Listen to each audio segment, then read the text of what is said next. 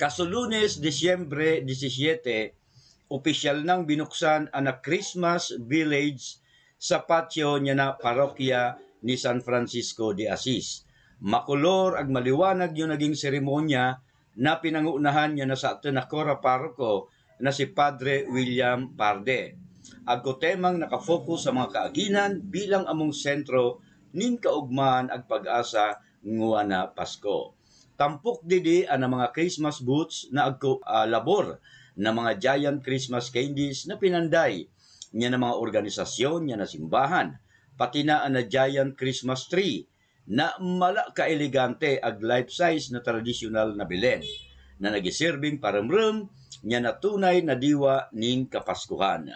Mas naging buhay yung gabi sa mga pasali niya ng mga eskwela niya na St. Bridget School puon sa presentasyon niya na tingraw sa majorates Aglair and Drum Corps na talagang nagtauning kisi-kisi sa mga nagising. Buga sanaan, pinuna naman kasuod mga nipipita ang traditional na simbang gabi na dinagsatulos niya ng mga parokyano.